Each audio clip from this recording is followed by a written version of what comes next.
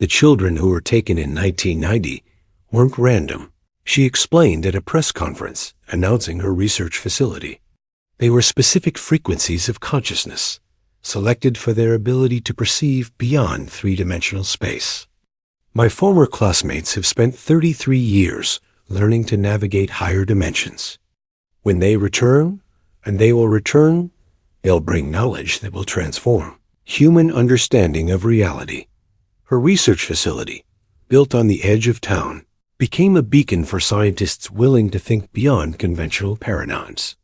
The building itself seemed to exist partially outside normal space rooms that were bigger inside than out, corridors that led to different destinations depending on the walker's intention, laboratories where experiments succeeded that failed.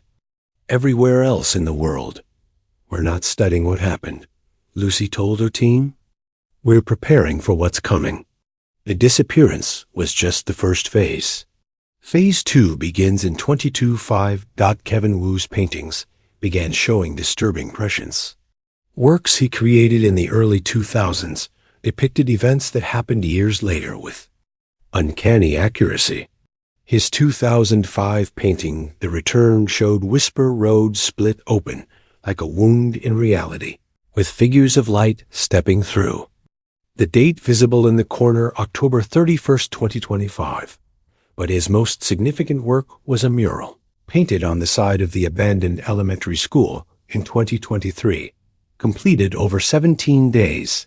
Working only at night, it showed the missing children as they were now beings of impossible beauty and complexity, existing simultaneously in multiple dimensions.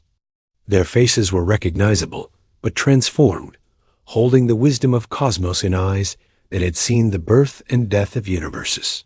They told me what to paint, Kevin said at the mural's unveiling. Every night, they guided my hands. Look closely. It's not just a picture. It's a map. Instructions for what's coming. Indeed, mathematicians studying the mural found encoded within its swirls and colors complex equations describing multidimensional space.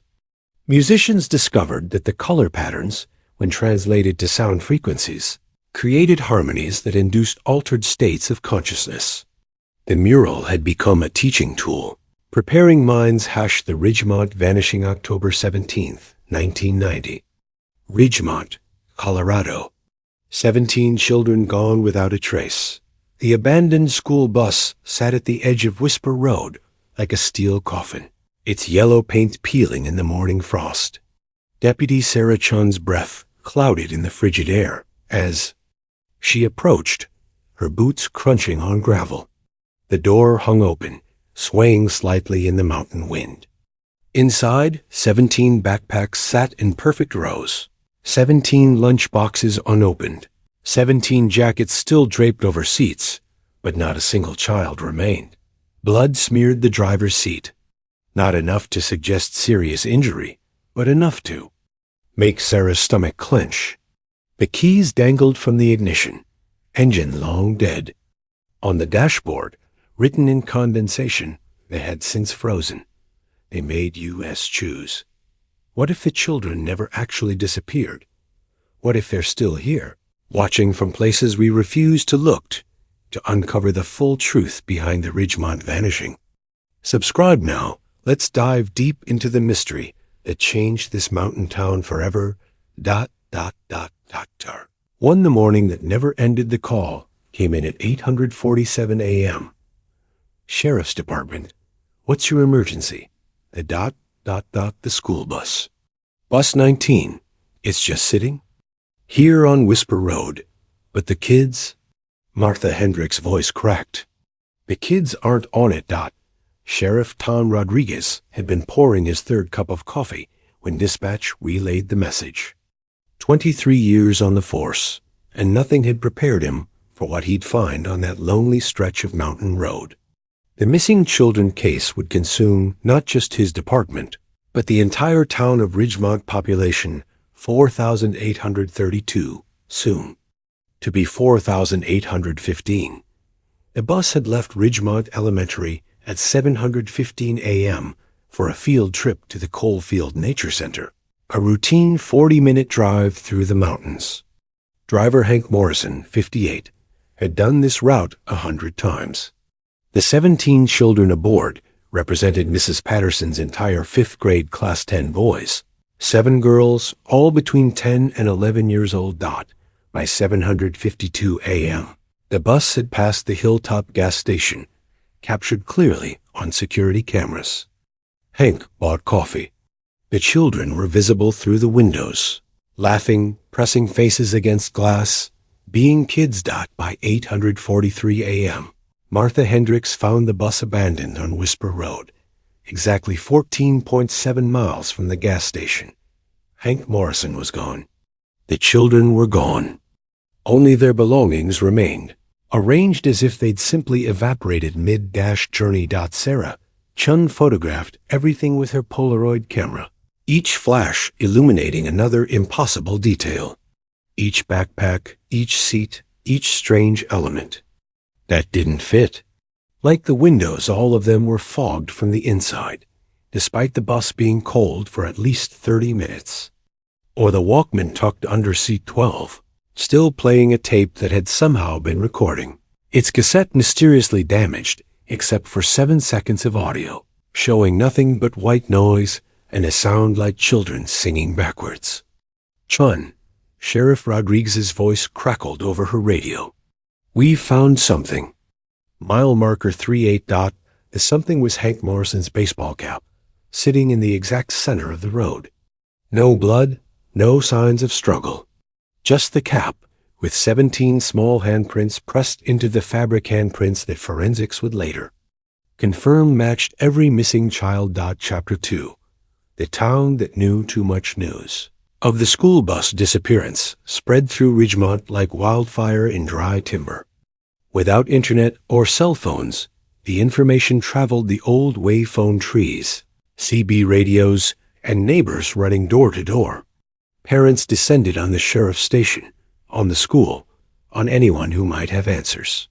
Rebecca Walsh clutched a photo of her daughter Emma, the girl's gap-toothed smile now feeling like a mockery. "She called me," Rebecca whispered to anyone who'd listen. "At 8:15, she called me from the bus, said she loved me, said she was scared of the tall man. There was no phone on the school bus. There had been no stops where Emma could have used a payphone. Yet 7 parents reported similar calls, all received between 8:10 and 8:20 a.m. on their home phones. All from children who sounded frightened. All mentioning a tall man that nobody else could see. Dr. Marcus Verne, the town's only psychiatrist, had his own disturbing story. 3 of the missing children had been his patients not for serious issues, just routine counseling after minor traumas.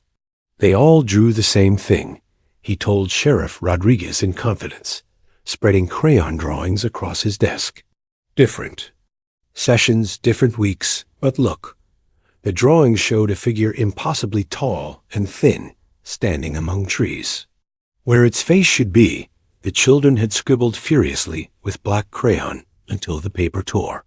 In each drawing, small figures held hands in a circle around the tall man. 17 figures, though the children had drawn these weeks before knowing who would be on that fatal field trip. The search expanded.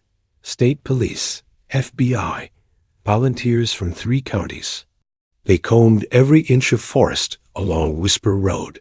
Bloodhounds lost the scent exactly where the bus was found, circling the same spot over and over, whining in confusion. Helicopter thermal imaging showed nothing. It was as if 17 children and 1 adult had simply ceased to exist at 8:43 a.m. on a Wednesday morning. Then came the first break of witness. Chapter 3. A man who saw everything. Eugene Crenshaw lived in a cabin half a mile from where the bus was found. Legally blind, 73 years old, known for keeping to himself. When Deputy Chun knocked on his door, she expected nothing. What she got changed everything. "I might not see well," Eugene said, milky eyes staring past her shoulder, "but I hear." Just fine. Heard that bus coming up the road like always. Engine chugging, brakes squealing on the curves. Then it stopped. What time, Sarah asked. Pen poised over notepad. .837. I know because that's when Paul Harvey goes to commercial. Every morning. Same time. Eugene's weathered hands trembled as he lifted his coffee cup. But here's the thing, Deputy. The bus stopped, but I kept hearing children. What do you mean, laughing? Singing, like they were having the time of their lives. But the sound, ... He paused, struggling for words. The sound was coming from above, from the sky, getting higher and higher until I couldn't hear it no more. Then nothing but that bus, engine idling until it died. Sarah's skin prickled. Did you hear anything else? Anyone talking, screaming? Eugene shook his head. Just one thing. Right before the singing started, I heard what sounded like every door on that bus opening at once. Pop, pop, pop, pop, pop, real fast. Then footsteps. Lots of them. But not on gravel. On something else. Something that sounded like glass. The forensic team found no glass at the scene. But they did find something else, a perfect circle of disturbed earth surrounding the bus, exactly 33 feet in diameter. Within this circle, the gravel had been arranged in patterns that hurt to look at, spirals that seemed to move when photographed, mathematical sequences that made no sense. It's not random. Dr. Helen Park from the FBI's Behavioral Analysis Unit muttered, staring at the aerial photos. This is deliberate, ritualistic, but I've never seen anything like it. Neither had anyone else. The Vanish mystery deepened with each passing hour, each new piece of evidence that contradicted the last. How did 17 children leave a bus simultaneously? Why did they go willingly, even happily according to Eugene's testimony? And where was Hank Morrison?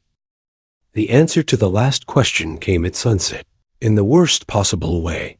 Chapter 4, The Driver's Return. Margaret Morrison was washing dishes when she saw her husband walk out of the tree line behind their house.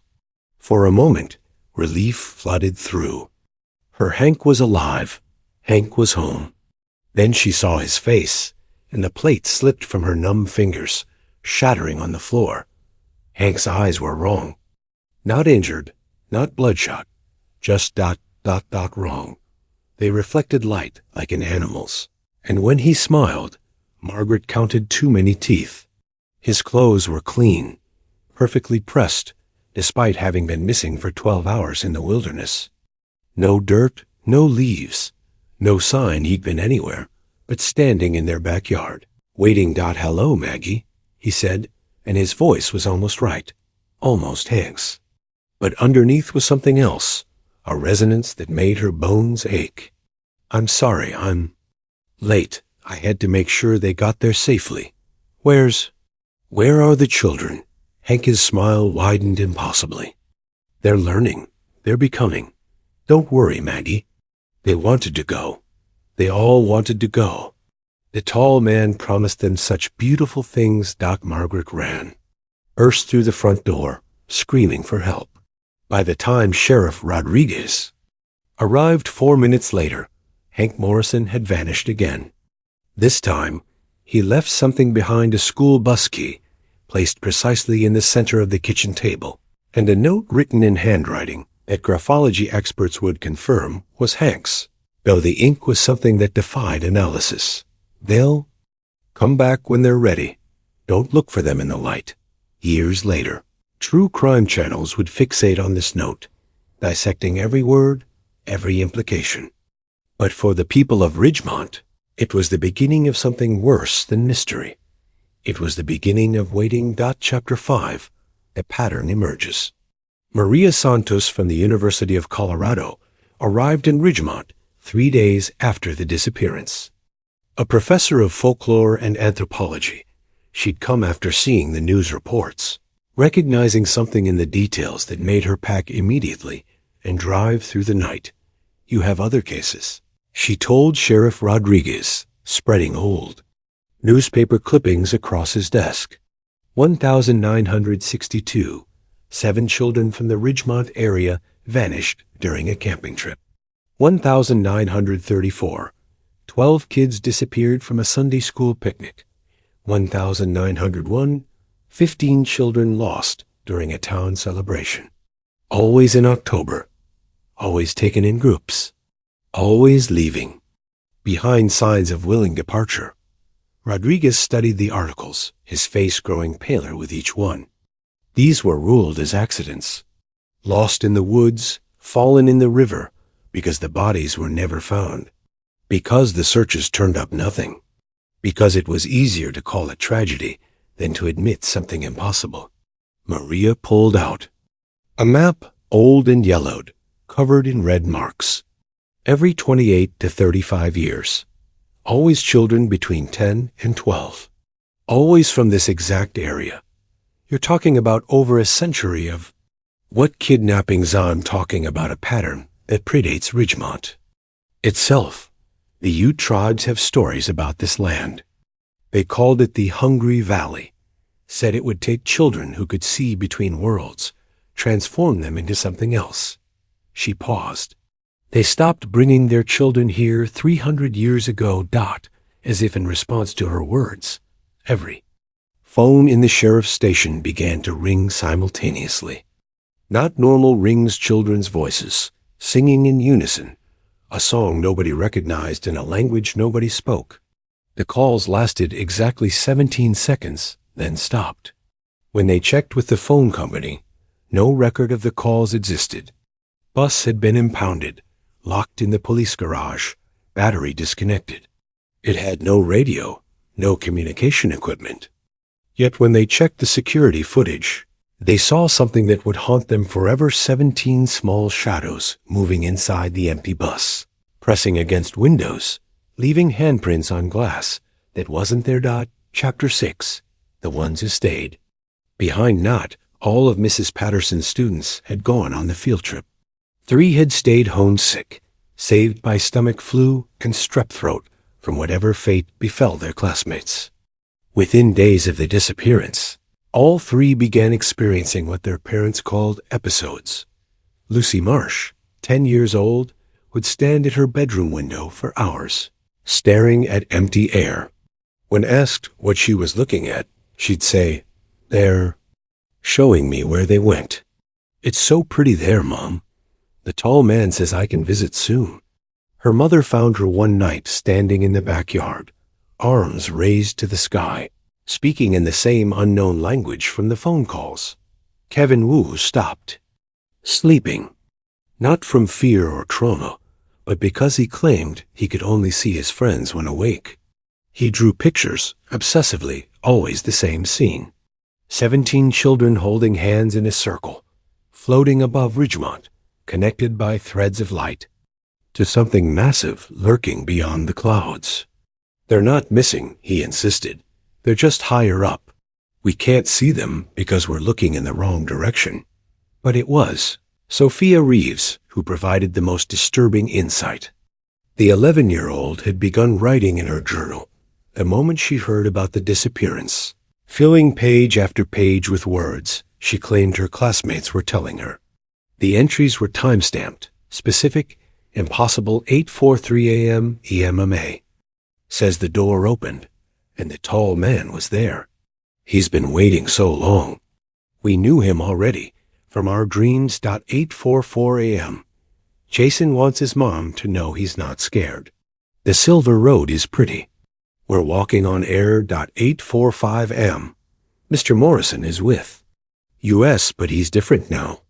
He understands about the choosing.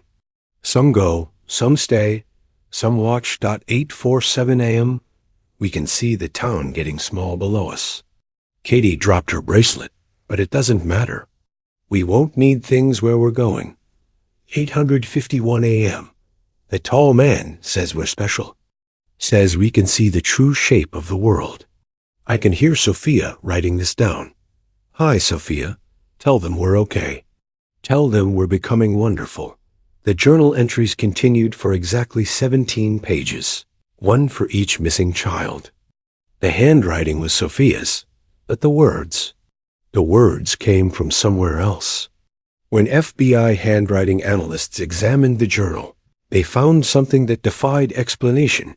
The pressure patterns indicated 17 different hands guiding the pen, writing simultaneously through one little girl. Chapter 7. The search for answers. Investigation expanded beyond anything Ridgemont had ever seen. Federal agents set up a command center in the elementary school gymnasium. Psychics, remote viewers, and self-proclaimed experts descended on the town. The media circus was relentless, with missing children and unsolved mystery becoming permanent. Fixtures in newspapers and on the evening news. But it was a local historian, Agnes Fletcher, who uncovered the most significant lead. In the basement of the Ridgemont Historical Society, she found a diary from 1889, written by the town's founder, Josiah Ridgemont himself. October 20th, 1889. The indigenous people were right to avoid this valley. There is something here, something that hungers. It spoke to me in dreams, showed me the price of settlement. Every generation, it said, every generation must pay. I thought it meant crops or livestock. God help me, I was wrong. October 31st, 1889. 15 children taken from the harvest festival. They walked into the forest, singing, holding hands. We found them 3 days later, standing in a circle in Whisper Valley, not speaking, not moving. When we brought them home, they were different. They knew things, saw things. Within a year, all 15 had vanished again, this time for good. The thing in the valley kept its word. Our town prospers. But the price. The diary went on to describe a pact, a bargain made in desperation by starving settlers. Prosperity for the town in exchange for a tithe children who could see beyond the veil, taken when the barrier between worlds grew thin. Always in October, always willing participants. Somehow. Sheriff Rodriguez shared none of this with the media.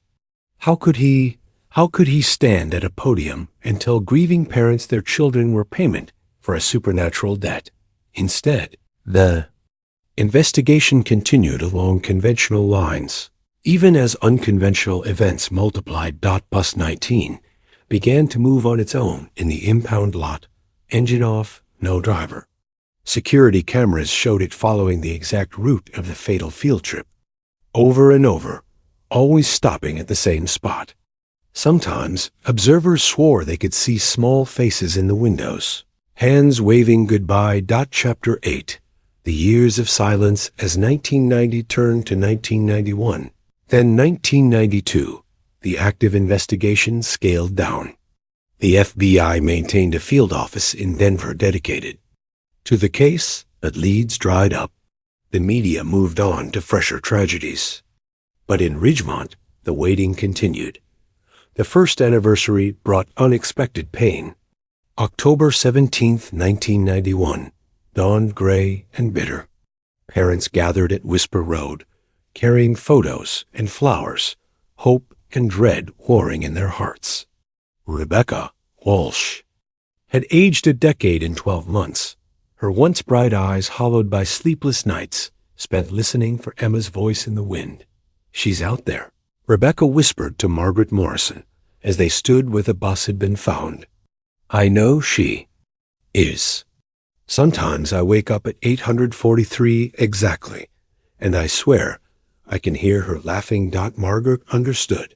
Since Hank's brief return, she'd installed new locks, then removed them and installed them again. Part of her wanted him to come back, transformed. Or not. Part of her prayed he never would. The uncertainty was eating her alive. Sheriff Rodriguez organized searches every few months, though he knew they were futile. His deputies had mapped every cave, every ravine, every possible hiding place within 50 miles. They'd found nothing. Not a shoe, not a scrap of clothing, not a single trace of 17 children who'd seemingly evaporated into mountain air. The town itself began to change. Property values plummeted as families fled the site of unexplainable tragedy. Main Street shops closed one by one. The elementary school couldn't fill Mrs. Patterson's classroom. Parents refused to let their children sit where the Vanished had learned, played, lived their last normal days. But some changes were stranger. Plants grew differently in Ridgemont. After 1990, flowers bloomed out of season, their petals showing colors that didn't quite match any botanical guide. Trees near Whisper Road developed spiral patterns in their bark, mathematical sequences that hurt to follow with your eyes. Birds flew in formations that spelled out messages in languages nobody recognized. The 3 children who'd stayed home from the field trip, Lucy, Kevin, and Sophia, grew up marked by their connection to the Vanished. Lucy's transformation was the most visible. By age 12, she could solve mathematical equations that stumped college professors. By 14, she was drawing diagrams of machines that wouldn't be invented for another decade. Her parents, David and Carol Marsh, watched their daughter drift further from normal childhood each day. She doesn't sleep like she used to, Carol confided to Dr. Verne during one of Lucy's sessions. I find her at 3 a.m., standing at her window, having full conversations with empty air. She says Emma's teaching her about the shape of time. Dr. Verne's notes from those sessions would later become crucial evidence. Lucy described visions of her classmates existing in spaces between spaces, learning from beings made of pure thought. She drew star maps of constellations that didn't exist in Earth's sky, but would later be confirmed by deep space telescopes. She wrote equations that described consciousness as a form of energy that could neither be created nor destroyed, only transformed. They're not gone. Lucy insisted during a particularly intense session in 1993. They're just ... elsewhere. Like when you turn the radio dial and lose one station, but find another. The tall man is teaching them to broadcast on all frequencies at once. Kevin, whose artistic evolution followed a different but equally disturbing path. His parents initially celebrated his newfound passion for painting, grateful he had an outlet for his trauma. But the paintings themselves defied explanation.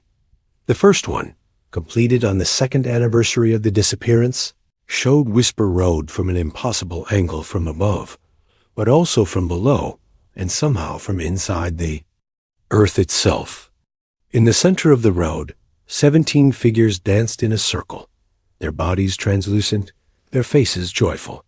Behind them loomed a figure so tall it disappeared beyond the canvas edge. When photographed, the painting showed different details each time. Sometimes the children waved. Sometimes they pointed upward. Sometimes they seemed to be beckoning the viewer to join them. I don't paint them, Kevin told a local reporter in 1994, his young face serious beyond his ears. They paint themselves through me. Jason holds my hand. Sometimes guides the brush. He says they're learning to make reality into art. Sophia Reeves became the chronicler, the unwilling medium through which the Vanished spoke. Her parents, initially terrified by her automatic writing episodes, eventually accepted them as part of their new reality. Every evening at 843, Sophia would sit at her desk, pen in hand, and wait. The messages always came.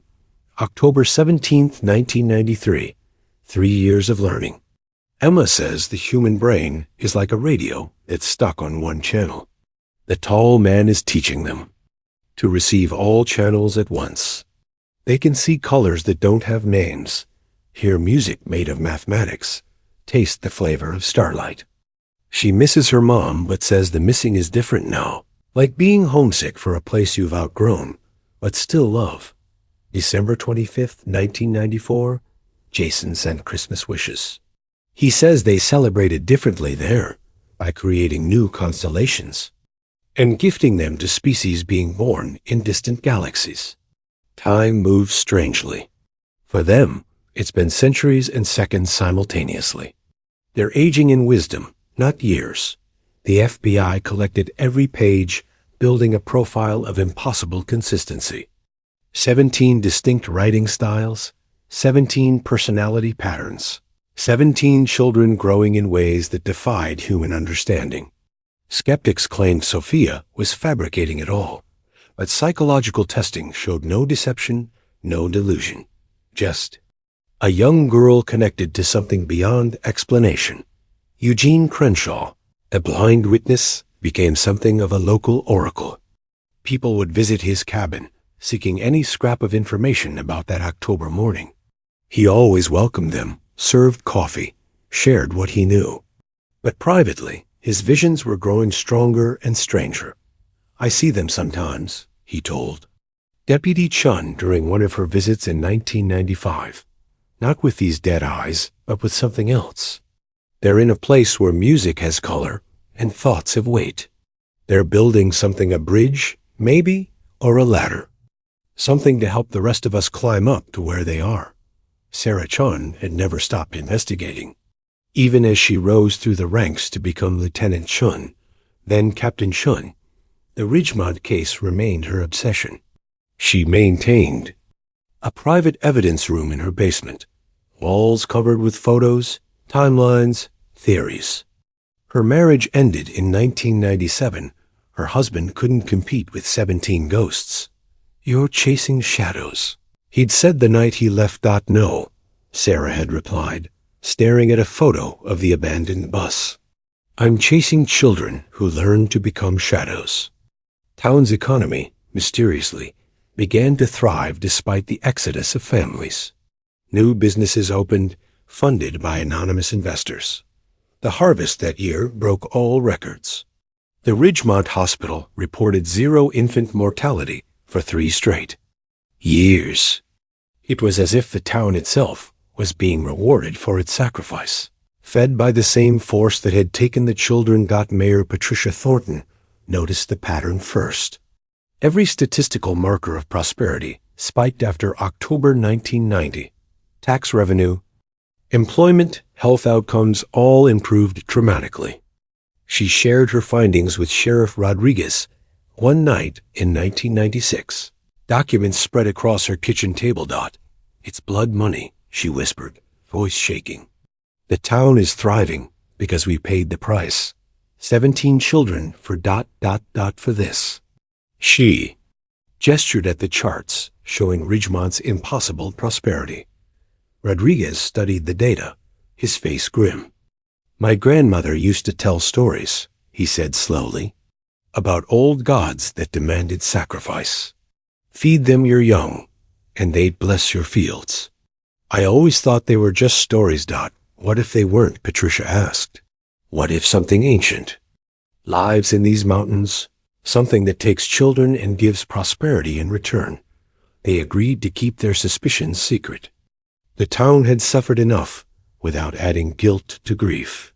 But both began their own investigations into Ridgemont's history, uncovering a pattern of disappearances and prosperity stretching back to the town's founding. In 1998, a Hollywood production company arrived to film a movie about the disappearance.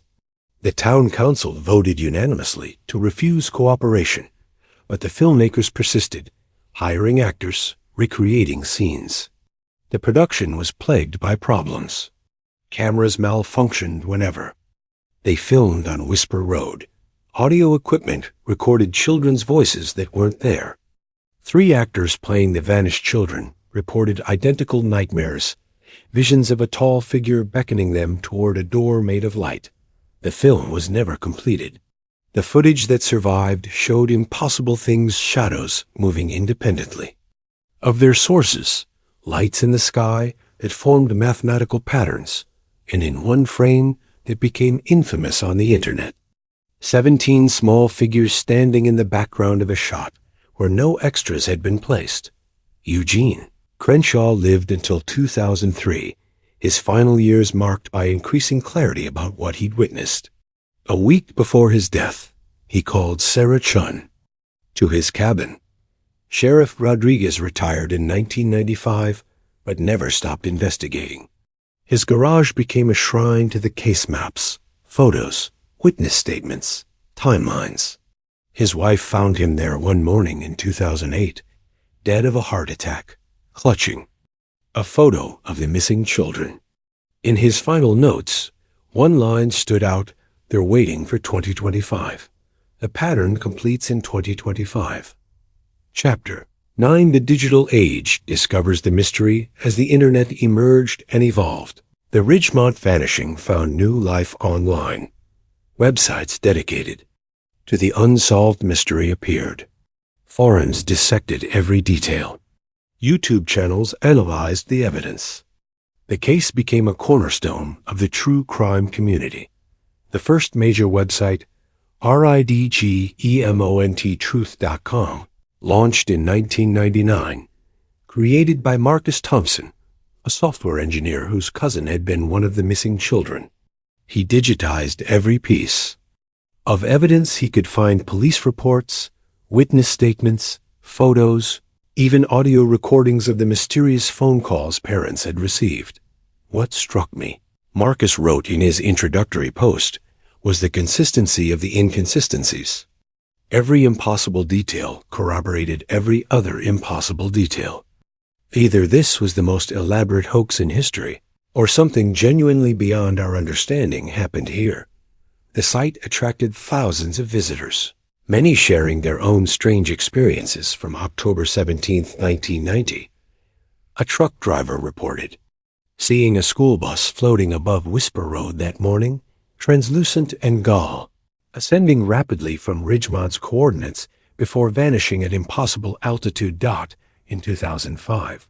The case gained renewed attention when someone leaked classified FBI files onto the internet. The documents revealed the extent of the government's investigation and their growing certainty that something non-conventional had occurred.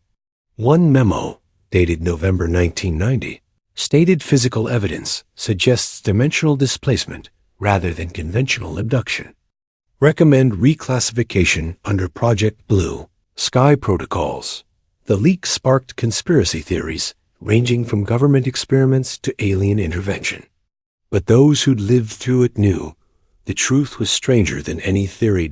In 2010, a filmmaker named David Shun, no relation to the missing Jason Shun, arrived in Ridgemont to make a documentary. He'd grown up obsessed with the case, drawn by its inexplicable nature and the strange consistency of witness accounts. I expected to find fraud, David told his camera on the first day of filming. Instead, I found a town still haunted by something real. His interviews with aging witnesses revealed new details. Martha Hendricks, who'd found the bus, still drove that route every morning, hoping to find the children waiting. She'd developed a nervous condition. At exactly 8:43 each morning, her hands would shake uncontrollably. "It's like my body remembers," she explained, holding out trembling fingers. "Like some part of me is still standing there, looking at that empty bus, trying to understand." David's crew experienced their own anomalies. Camera batteries drained instantly on Whisper Road. Audio equipment picked up interference that, when analyzed, contained children's voices speaking backwards. Most disturbing was footage from inside Bus 19, still in the impound lot after 20 years. "There's something still active here," he told his crew after reviewing the footage. "Look at this. We filmed the empty bus for an hour. The tape shows it empty, but frame-by-frame analysis reveals something else." He showed them the enhanced footage.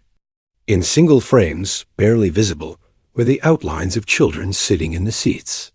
17 shadows that shouldn't exist, turning to look at the camera with eyes that reflected light from an impossible angle. The documentary, released in 2012, included footage that skeptics couldn't explain away.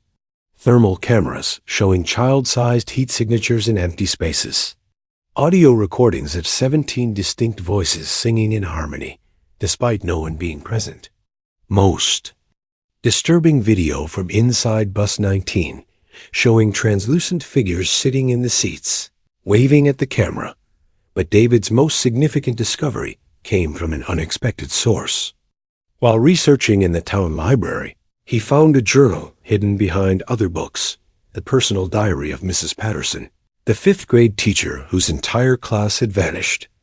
The entries from the weeks before the disappearance revealed a woman increasingly concerned about her students' behavior. September 15, 1990. The children have been having shared dreams. They all describe the same figure, impossibly tall, wearing shadows like clothing. He speaks to them in mathematics, they say. Shows them doors where walls should be. October 1st, 1990. Found them again today, all 17, standing in a perfect circle during recess. They weren't playing, just standing, staring up at something I couldn't see. When I asked what they were doing, Emma Walsh said, practicing for the journey, October 16th, 1990. Tomorrow's field trip fills me with dread. I can't explain. The children are excited, but it's wrong somehow. They keep drawing spirals, complex mathematical patterns that hurt to look at.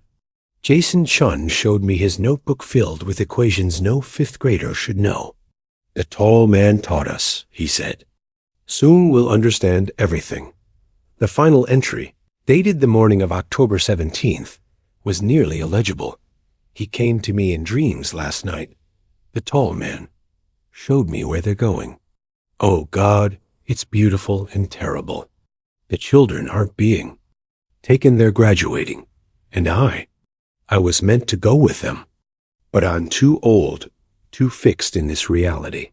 Only young minds can make the journey. I've failed them by growing up. Mrs. Patterson had died by suicide 3 months after the disappearance, unable to live with survivor's guilt and the knowledge of what she'd seen. Dr. Maria Santos, now in her 80s, appeared in the documentary. I've studied this case for over 20 years, she said. My conclusion hasn't changed. Those children weren't kidnapped. They were recruited. And whatever recruited them is still here, still waiting. Chapter 10. The Parents' Vigil. By 2015, many of the parents had passed away, but those who remained maintained their vigil. They'd formed a support group in the early years that evolved into something more complex, part therapy, part investigation unit, part spiritual gathering. Rebecca Walsh, Emma's mother, had never left Ridgemont. She'd turned her grief into purpose, becoming the unofficial historian of the vanishing. Her house was a shrine to the missing children. Walls covered with photos, drawings, report cards, anything that proved they'd existed, that they'd been real. People think I'm crazy, she told a visiting journalist in 2016. Maybe I am, but crazy is better than forgetting. Every October 17th, I stand on Whisper Road at exactly 8:43 a.m. And every year, I feel her closer, like she's trying to reach through from wherever she is. Rebecca had documented every strange occurrence since 1990. Her journals filled dozens of volumes. October 17, 2010, 20 years. This morning, found Emma's bracelet on my doorstep, the one she was wearing when she disappeared. It was warm, like she'd just taken it off. It glowed for 17 minutes, then became normal again. I wear it now. Sometimes I feel her pulse. Through it, March 3rd, 2012. The dreams are getting clearer. Emma shows me where they are. A city that exists in 11 dimensions, where music is architecture and thoughts are currency. She's not 10 anymore in the dreams. She's ancient and newborn, simultaneously. She says time doesn't work there like here. August 15th, 2014. Emma visited again last night. Not in dreams this time.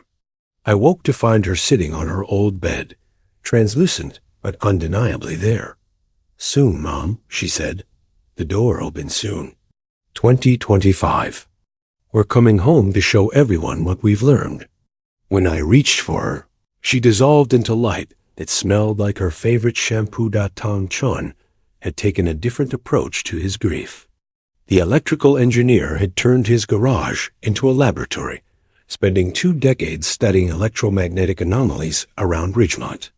His findings, dismissed by mainstream science, showed patterns that defied conventional physics. Every year, the activity increases, he explained to David Chun during the documentary filming. The electromagnetic disturbances, the temperature fluctuations, the gravitational anomalies, they're all building toward something. My calculations suggest a massive event in 2025. He showed walls covered with charts, graphs, equations. 20 years of data meticulously collected and analyzed.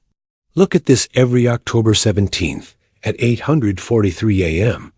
There's a spike in the Earth's magnetic field, but only in Ridgemont. It's like something is knocking on a door, and each year the knock gets louder. Margaret Morrison, Hank's widow, had perhaps the most disturbing story. Unlike the children, Hank had returned briefly, terribly changed, and continued to visit her in ways that defied explanation. He comes to me when I'm between sleep and waking, she finally admitted publicly in 2018. Not physically, but ... present. He shows me things. The place where they are, it's not just another location. It's another way of being. The children aren't learning subjects. They're learning to exist as pure consciousness. She pulled out a notebook filled with diagrams Hank had somehow communicated to her. Complex geometric patterns that seemed to move on the page, mathematical. Proofs that university professors couldn't understand but confirmed were internally consistent. He says they're preparing something. A bridge between our world and theirs. The children who are taken, they're the architects. They're building it from their side. When it's complete. She trailed off, staring at something beyond the interviewer's shoulder. When it's complete, humanity will have a choice. Stay limited or become limitless. Chapter 11. The signs intensify as the 2020s began. Ridgemont experienced phenomena that couldn't be hidden or explained away. The world was changing, technology advancing, but what happened in this small Colorado town defied all technological explanation.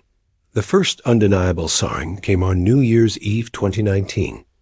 As the clock struck midnight, every electronic device in Ridgemont displayed the same message for exactly 17 seconds 5 years. Prepare. The door opens. Security cameras, smartphones, laptops, even digital watches all showed the same words in a font that didn't exist in any database. Dr. Patricia Kim, a quantum physicist from MIT, arrived in January 2020 to study the phenomena. Her initial skepticism evaporated within days. The laws of physics are negotiable here, she reported to colleagues. I've measured particles that shouldn't exist, detected energies that our models can't explain. Something has fundamentally altered the quantum substrate of this location. Her research team set up monitoring stations throughout Ridgemont. What they found challenged everything they thought they knew about reality. Quantum entanglement events occurred spontaneously. Particles existed in superposition states far longer than should be possible. Most disturbing, their equipment occasionally detected what could only be described as consciousness particles, quantum signatures that responded to thought and intention. Asterisk. The COVID-19 pandemic of 2020 affected Ridgemont differently than anywhere else. While the world struggled with disease and lockdowns, the town experienced a different kind of isolation. The electromagnetic anomalies created a natural barrier. People could leave Ridgemont, but newcomers found themselves inexplicably turned around, ending up back where they started. The town had become partially unstuck from normal space. During the lonely months of quarantine, more residents began experiencing what they called bleed-through events. Children playing in empty playgrounds, translucent figures that vanished when approached directly, but remained visible in peripheral vision. Voices singing from the abandoned elementary school, 17 distinct parts harmonizing in languages that predated human speech. And always the sense of being watched by benevolent, but alien intelligence. Sarah Chun, now nearing retirement as police chief, maintained her investigation despite official pressure to close the case. In 2021, she made a discovery that changed everything. Hidden in the evidence archives, overlooked for 30 years, was a videotape from a traffic camera near Whisper Road. We focused on the bus, she explained to Dr. Kim's team. But look what happens when you enhance the sky above it. The enhanced footage showed something impossible, a massive structure, translucent and barely visible, hovering above Whisper Road at the moment of disappearance. It resembled a vast geometric flower, petals of light opening to reveal depths that hurt to perceive even on video. For 17 frames, the structure was visible. Then the bus contents, and the children were gone. It wasn't an abduction, Sarah said quietly. It was an evacuation. Something knew what was coming and saved those children. The question is from what electronic devices within town limits began showing signs of interdimensional interference. GPS systems would suddenly display locations that didn't exist. Smartphones would receive messages from numbers that couldn't be traced. Always the same soon. The door opened soon. Lucy Marsh, now Dr. Lucy Marsh with PhDs in theoretical physics and neuroscience, returned to Ridgemont in 2023. She established a research facility on the outskirts of town, funded by tech billionaires interested in her theories about consciousness and dimensional travel. The children who were taken in 1990 weren't random, she explained at a press conference. They were specific frequencies of consciousness, selected for their ability to perceive beyond three-dimensional space. My former classmates have spent 33 years learning to navigate higher dimensions. When they return, and they will return, they'll bring knowledge that will transform human understanding of reality. Kevin, whose paintings began showing disturbing prescience. Works he created in the early 2000s depicted events that happened years later with uncanny accuracy. His 2005 painting The Return showed Whisper Road split open like a wound in reality, with figures of light stepping through. The date visible in the corner, October 31st, 2025. Sophia Reeves, now a respected author and researcher, published her final book in 2024, The Coming Convergence. In it, she compiled 34 years of messages from the missing children, creating a roadmap for what she believed was imminent. They're not coming back as the children who left, she wrote. They're coming back as humanity's next evolution. Chapter 12, The Countdown begins January. 2025 brought undeniable signs that something massive was approaching. Every electronic device in Ridgemont began displaying countdown timers at random intervals: 298 days, 297 days, 296 days. The timers couldn't be explained by malware or hacking. They appeared to be generated by the devices themselves, as if reality was glitching. The town, which had dwindled to less than 3,000 residents after decades of people fleeing the strangeness, suddenly saw an influx of visitors. Scientists, mystics, government agents, and curiosity seekers flooded in. Hotels that had been empty for years were suddenly booked solid through November. The FBI reopened the case with a task force of agents specializing in anomalous events.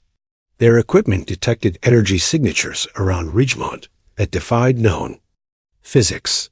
Something is building, Agent Patricia Hayes told her superiors in a leaked memo. The barriers between dimensions are deteriorating at an accelerating rate. We need to evacuate the town, but the townspeople refused to leave. Those who'd lived with the mystery for 35 years knew this was what they'd been waiting for. Parents of the vanished children, now elderly, made their final preparations. They would be there when the door opened. They would see their children again, no matter what form they took. Chapter 13. A summer of storms as spring turned to summer in 2025, Ridgemont experienced weather that meteorologists couldn't explain. Storms would form directly over the town. Nowhere else, dropping rain that left prismatic residue. Lightning struck in patterns that, when mapped, formed complex mathematical equations. The thunder spoke in children's voices, counting down in that strange, harmonious language. Dr. Lucy Marsh's research facility detected particles that shouldn't exist, elements not on the periodic table, energy signatures that suggested matter from another dimension was bleeding through. The membrane is failing, she reported to anyone who would listen. The children who were taken, they're not just coming back. They're bringing their new reality with them. The 3 survivors of Mrs. Patterson's class, Lucy, Kevin, and Sophia, began experiencing synchronized events despite being in different locations. At exactly 8:43 each evening, they would enter trance states, speaking in unison across distances, delivering the same message. The tall man prepares the door. The children prepare the world. The choosing was just the beginning. Government forces tried to establish a perimeter around Ridgemont, but their equipment failed consistently within town limits. Helicopters experienced instrument failure. Vehicles stopped randomly. Communication devices connected to numbers that didn't exist, playing that eternal song of 17 voices. On August 17th, exactly 2 months before the anniversary, Bus 19 disappeared from the impound lot. Security footage showed it simply fading from existence over the course of 17 minutes. The next morning, residents found it parked on Whisper Road, exactly where it had been abandoned 35 years ago. The engine was running. The seats were occupied by shadows that shouldn't exist. A new message was written on every window. October 31st, 2025. The door opens. The children return. The world transforms. Chapter 14. The final preparation. September 2025 brought the final phase of preparation. Every night, the aurora borealis appeared over Ridgemont, impossible at this latitude, impossible in these colors. The lights formed patterns that hurt to perceive directly, geometries that suggested space folded in more dimensions than human eyes could process. Animals began behaving strangely, not fleeing as they had in 1990, but gathering. Birds of species that had never shared territory perched together in perfect silence. Predators and prey stood side by side, all facing the same direction toward Whisper Road. They were waiting for something. Rebecca Walsh, now 78 years old, spent her days at the site where the bus had been found. She'd built a small shrine there, photos of all 17 children, items they'd left behind, candles that burned with flames of impossible colors. Other parents joined her, creating a vigil that grew larger each day. "I can feel her," Rebecca told reporters who still came to cover the story. "Emma is so close now, just on the other side of the air. Sometimes I can almost see through to where she is. She's magnificent. They all are. What they've become, what they're bringing back, it will change everything." The military tried one final intervention on October 15th, attempting to evacuate Ridgemont by force. Every vehicle they sent into town emerged hours later with no memory of entering. Soldiers reported experiencing visions of infinite libraries, cities of living light, beings that existed as pure consciousness. The operation was abandoned after 3 days. Dr. Maria Santos, now 96 and one of the last original investigators, gave a final interview on October 20th. "I've studied this case for 35 years, she said, voice still strong despite her age. "I've seen the patterns, the preparations, the signs. What's coming isn't an ending, it's a beginning." The children who were taken in 1990 weren't victims. They were pioneers. And they're about to show us the path forward. Chapter 15. The week before the final week of October 2025 saw reality itself beginning to fray around Ridgemont. Time moved strangely. Minutes stretched into hours, hours collapsed into seconds. People reported seeing multiple versions of themselves, glimpsing moments from past and future simultaneously. The boundary between dream and waking dissolved. On October 28th, 17 columns of light appeared around Ridgemont, each exactly where one of the missing children had lived. The lights reached from ground to sky, visible for miles, but impossible to photograph clearly. Within each column, observers reported seeing figures tall, ethereal, patient. Waiting. Lucy, Kevin, and Sophia gathered in Ridgemont for the first time in years. They stood together on Whisper Road, no longer the traumatized children who'd lost their classmates, but adults who understood their role. We were left behind to prepare the way, Lucy explained to the assembled crowd, to help others understand. What's coming? The door opens in 3 days.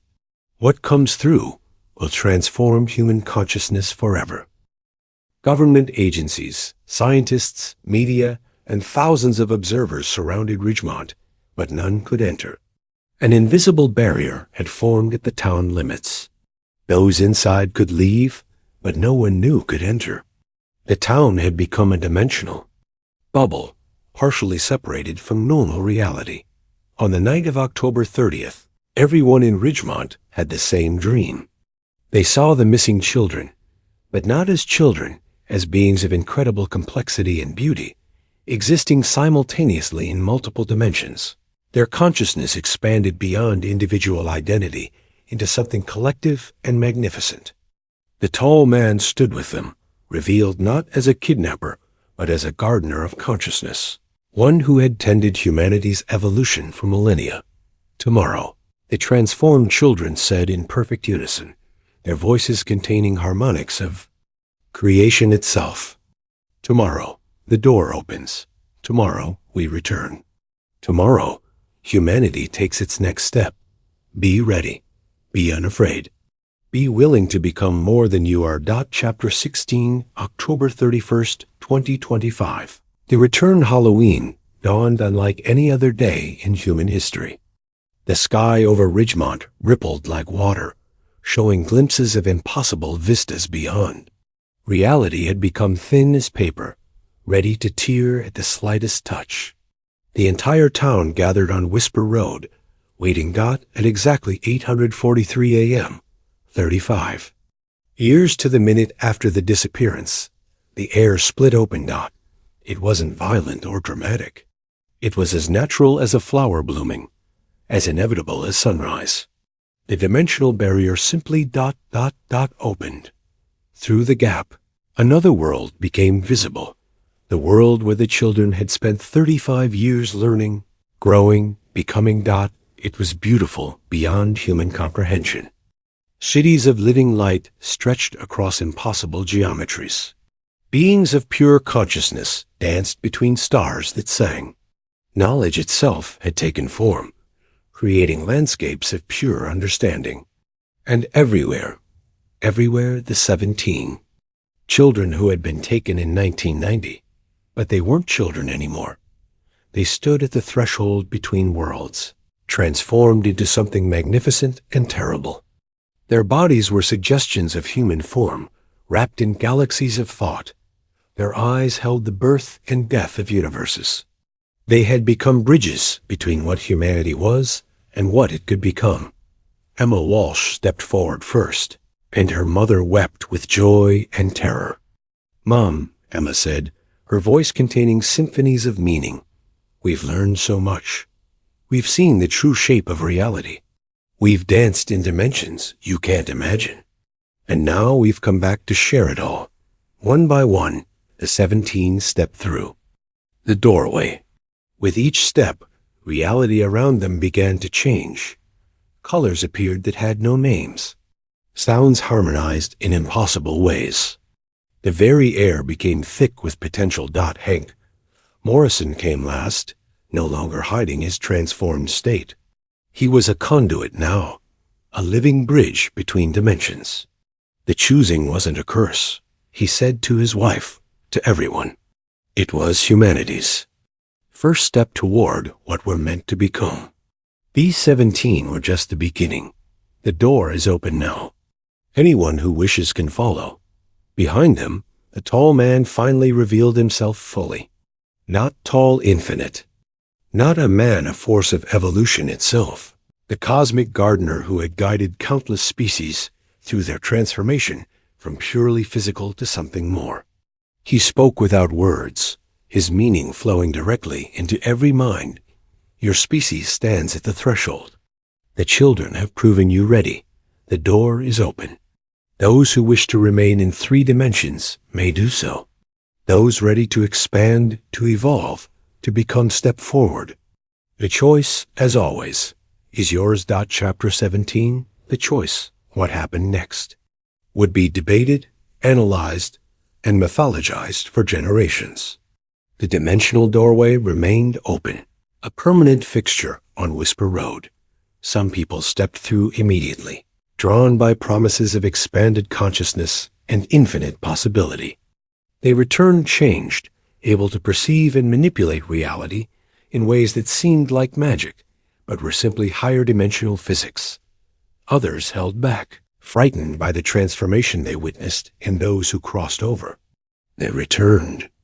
Children now calling themselves the pioneers established teaching centers, helping those who wished to understand their new reality. They demonstrated abilities that redefined human potential: telepathy, teleportation, matter manipulation, consciousness projection across space and time. But with the gifts came changes. Those who fully embraced the transformation found themselves less and less attached to purely physical existence. They could still manifest human form, but increasingly chose not to, existing instead as patterns of consciousness that danced between dimensions that the parents of the pioneers faced the hardest. Choice. Their children had returned, but were no longer just their children.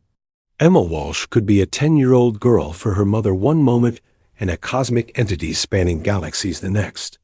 The love remained, but the relationship had transformed into something beyond traditional human understanding. We are still your children, the pioneers assured them, but we are also more. We are what humanity is becoming. You can join us in this larger existence, or we can visit you in forms you can perceive. The choice is yours. The door never closes. As November arrived, Ridgemont had become the epicenter of humanity's evolution. Scientists studied the dimensional gateway, though their instruments could barely comprehend what they detected. Religious leaders debated the theological implications. Governments struggled to maintain control as more and more people chose transformation. But for those who had lived with the mystery for 35 years, there was a strange peace. The waiting was over. The children had returned. They weren't lost. They had been learning to find humanity's future. The hidden truth was finally revealed. The disappearances weren't endings, but transformations. Every generation, humanity produced individuals capable of perceiving beyond the veil, and the tall man, that ancient gardener of consciousness, had been collecting them not for harm, but for education. They were humanity's scouts into higher existence, preparing the way for the species' inevitable evolution. But evolution, the pioneers explained, wasn't mandatory. It was an invitation. In the months that followed, the world watched Ridgemont with a mixture of wonder and terror. The dimensional gateway remained stable, monitored by international teams who barely understood what they were observing. Some nations tried to weaponize the phenomenon, only to find that hostile intentions caused the portal to simply ignore them. It responded only to genuine seekers, those ready to expand beyond their current limitations. The pioneers established what they called the integration protocol. Those who wished to transform could do so gradually, maintaining connections to their human life while slowly expanding their consciousness. Children seemed to adapt most easily, their minds still flexible enough to accept impossible realities as simply new rules to learn. But not everyone celebrated humanity's new chapter. Fear movements arose, calling the transformation an alien invasion, a demonic deception, a destruction of human nature. Some tried to destroy the gateway, only to find it existed partially outside normal space-time attacking. It was like trying to cut a reflection dot as 2025 drew to a close. Approximately 1% of Earth's population had undergone some level of transformation. They formed a new layer of human society, individuals who could exist in both realities, serving as bridges and translators. They brought back technologies that seemed like magic healing techniques that operated on quantum levels, energy sources that drew from dimensional differentials, communication methods that transcended space and time. Yet for all the wonder and possibility, the deepest changes were personal. Rebecca Walsh, who had waited 35 years for her daughter's return, finally made her choice on Christmas Eve. She stepped through the gateway, hand in hand with the cosmic being that had once been her little Emma. She returned hours later, or perhaps years. Time flowed differently there, with tears of joy streaming down her face. "I understand now," she told the gathered witnesses. "They weren't taken from us. They were sent ahead to prepare the way." Every parent who lost a child that October morning, we didn't lose them. We gave birth to humanity's future. The three who had stayed behind, Lucy, Kevin, and Sophia, became the first human ambassadors to humanity itself, helping navigate the growing divide between those who chose transformation and those who remained purely three-dimensional. They established the Ridgemont Institute, where both realities coexisted, where transformed and traditional humans worked together to find balance. But perhaps the most profound change was in how humanity saw itself. The discovery that consciousness could evolve, that physical reality was just one layer of existence, that death might not be an ending, but merely another transformation. These revelations rewrote every assumption about human nature and potential. As 2026 began, the question was no longer what happened to the 17 children who vanished in 1990. The question had become, what happens when an entire species stands at the threshold of transformation? When evolution becomes a choice, rather, and a gradual process. When the door to infinity stands permanently open. The answer played out one choice at a time, one person at a time, one moment at a time. Some rushed through, eager for transcendence. Others held back, treasuring their humanity. Most found a middle path, existing partially in both worlds, slowly, expanding their consciousness while maintaining their earthly connections. The pioneers watched, it all with infinite patience and love. They had been the first, but they wouldn't be the last. The harvest of 1990 had planted seeds that were now blooming across the planet. Every child who drew impossible things, every adult who dreamed of other worlds, every human who felt constrained by three-dimensional existence. They all had a path forward now. And in Ridgemont, Colorado, where it all began, the school bus, known as Bus 19, sat perpetually on Whisper Road, no longer abandoned, but transformed into a monument to humanity's strangest chapter. Visitors came from around the world to see it, to touch it, to understand how 17 children's field trip had become humanity's greatest journey. Inside the bus, if you looked at just the right angle, in just the right light, you could still see them 17 shadows of children who had boarded one October morning expecting to see nature exhibits and had instead discovered the nature of reality itself. They waved eternally from those seats, not goodbye, but hello, welcoming each new visitor to the possibility of becoming more. The tall man still appeared occasionally, though now people understood he was no more tall than the universe was small. He simply existed in more dimensions than human eyes could process. He would stand at the gateway, patient as eternity, offering his hand to those ready to take the next step. Not pulling, never forcing, simply offering. The choosing continues, he would say to those who could hear. It always has. It always will. Some are ready now. Others will be ready later. Some will never be ready. and that too is perfect. Evolution honors all choices. As the years passed, the percentage of transformed humans grew slowly but steadily. Cities began to reshape themselves around dual existence. Schools taught both traditional subjects and dimensional navigation. Children grew up considering multiple realities as normal as multiple languages, but the mystery never fully dissolved. Even the pioneers admitted there were depths to existence they hadn't yet explored. Dimensions beyond dimensions, transformations beyond transformation.